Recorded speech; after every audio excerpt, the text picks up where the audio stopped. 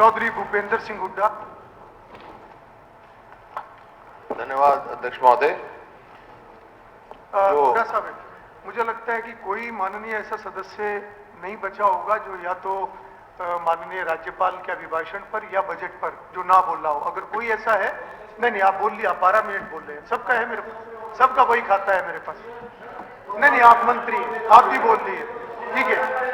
चौधरी भूपेंद्र सिंह हुड्डा जी। हुड्डा साहब। अध्यक्ष महोदय, आपका धन्यवाद। जो मुख्यमंत्री जी ने बजट पेश किया है वित्त मंत्री के तौर पे, तो जो उस पे मेरे सभी साथी के पक्ष है के विपक्ष है, जितने साथी बोले हैं, उनकी कोई भी बात मैं दोहराऊंगा नहीं। मैं तो सिर्फ जो उन्होंने कहा उसकी बात क्या कहूंगा। मुख्यमंत्री जी ने कहा कि जहां तक रेवेन्यू डेफिसिट का सवाल है, फिस्कल डेफिसिट का सवाल है, डेट टू जीएसडीपी है, वो विद इन प्रिस्क्राइब लिमिट है जो बजट में जो उन्होंने पेश किया। लेकिन सीएजी क्या कह रहा है? सीएजी 2024 में जो हमारे को मिला उसमें कहा है revenue deficit was 1.73 against required of 0.98%।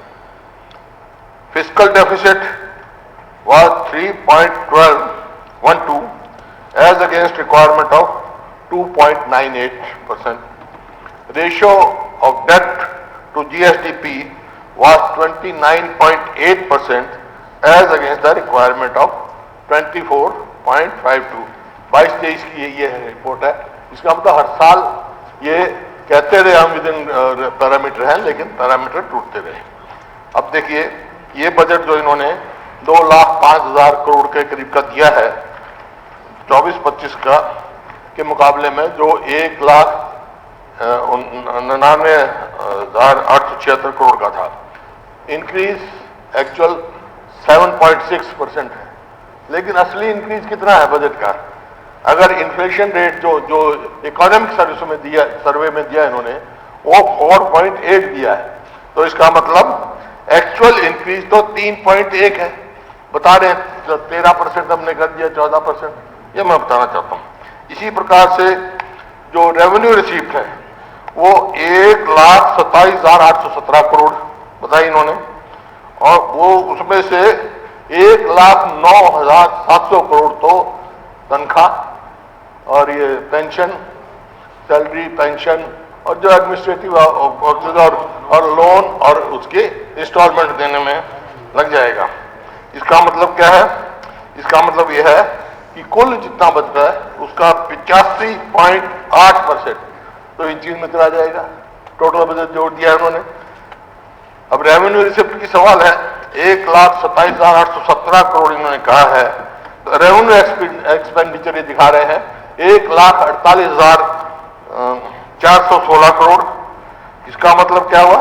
इसका मतलब है रेवेन्यू डेफिसिट जो है 20,599 करोड़ का है 25-26 में, which means income is not sufficient to meet day-to-day administration expenses.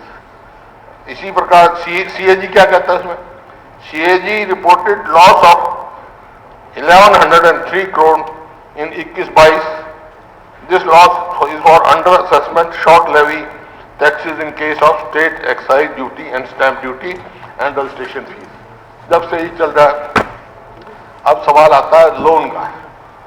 Government जो है 71,350 करोड़ रुपया लोन ले रही है, और उसमें से 61,230 करोड़ रुपया तो ये प्रिंसिपल और इंटरेस्ट में जाएगा।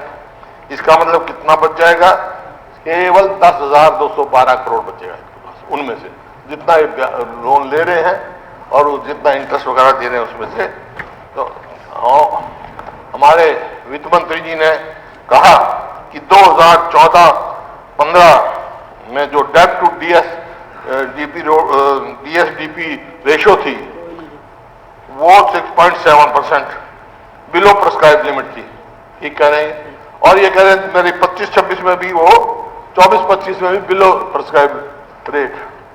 लेकिन मैं इस बात में एक कहना चाहता हूं, 2014-15 में इट वाज 14.6%।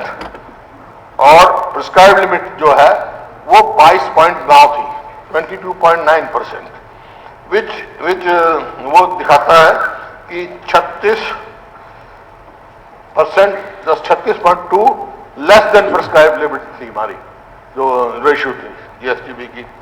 और यहाँ 24-25 में debt to SDPC ratio was 26.13% and the prescribe was 32.5। तो इसका मतलब कितने कम हुआ? 19.5। तो मुकाबला तो नहीं कर सकते ना, मुकाबले में आप देखो।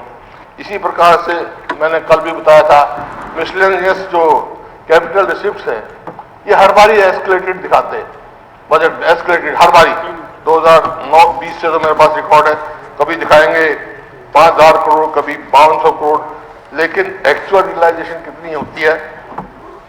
23-24 में 114 करोड़ दिखाया था, कितना? 5200 करोड़। अब भी इन्होंने 4600 करोड़ दिखा रखा है। इसका मतलब क्या है? 2% से ज्यादा आती नहीं इसकी रिकवरी मिसलेनियस की कैपिटल, क्योंकि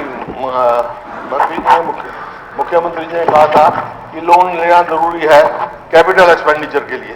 कैपिटल एक्सपेंडिचर के लिए लोन लेना हर्ज नहीं, ठीक बात है आपकी। कोई आप बहुत बड़ा वो कैपिटल तैयार कर रहे हो, एक्सपेंडिचर कर रहे हो, लोन लो ताकि आगे लोगों को काम आने वाली पीढ़ी के। लेकिन असलियत क्या है? Repayment of repayment of loan और आप इंस्टॉलमेंट दे दोगे, सारा देंगे तो आपके पास बचेगा क्या? 16,164 करोड़ रुपया। और उसमें से भी आप निकाल लो 4500 करोड़ रुपया, तो मैंने आपको बताया तो मिसलेनियस रिसीप्ट है, तो 4500 करोड़ रुपए निकाल कितने बचेगा? 11,664 करोड़। तो ये सारा पैसा, इसमें आपके मेडिकल कॉलेज भी बन जाएंगे, आपके इसके सारे काम हो जो इतने बता रहे हो। बताएं कितने काम बताएं, इसका मायने क्या है? अरे क्या क्या नंगी आएगी, क्या नंगी नहीं छोड़ेगी। 11,000 करोड़ में बताओ पूरे प्रदेश में किस काम के लिए आएगा?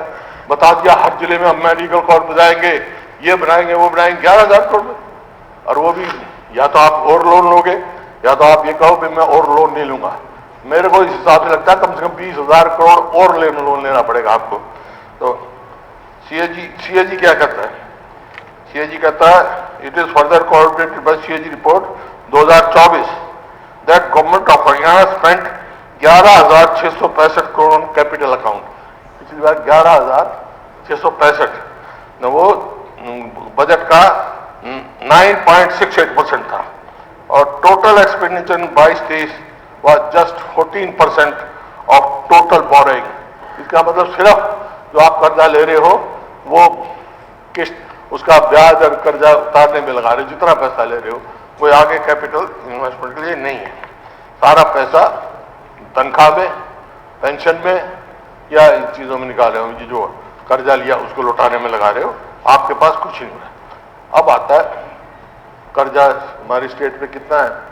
स्टेट लायबिलिटी इन्होंने बताया इंटरनल डेप्ट 3,52,819 करोड़, ठीक है।